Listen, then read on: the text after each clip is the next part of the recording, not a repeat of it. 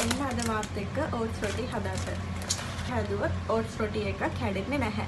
ඉස්සෙල්ලාම මේ ඕට්ස් ටික හොඳට කුඩු කරගන්න ඕනේ. ඊළඟට ඔයාලට මේකට කැමති දේවල් දාන්න පුළුවන්. මම දානවා ලුණු ටිකක්. පස්සේ කරපිංචා. මම මේකට කැල්මිස් ටිකුයි ආයේ ලුණු චුට්ටකුයි එකතු කරගත්තා. ලුණු ගොඩක්. ඊළඟට මේ ඕට්ස් එක හොඳ රස්නේ උණු වතුරෙන් අනා ගන්න ඕනේ.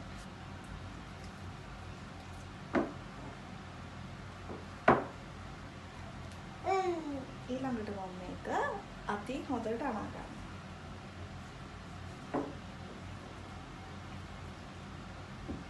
ඔයාලා කන්න කැමති ප්‍රමාණයට පොල් දා ගන්න ඕනේ. ඊළඟට ඔලිව් ඔයිල් චුට්ටක් දා ගන්න ඕනේ.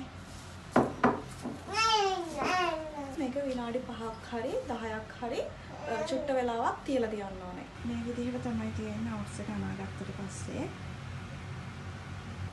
මේ විදිහට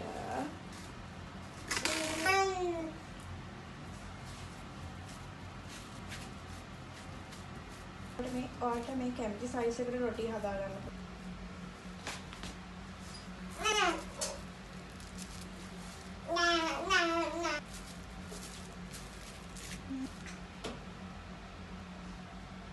රොටිය පුච්ච ගන්න තියෙන්නේ. මේ බලන්න හොඳට මේ රොටිය ගැලවෙනවා මේ පැත්ත හැරෙවුවා.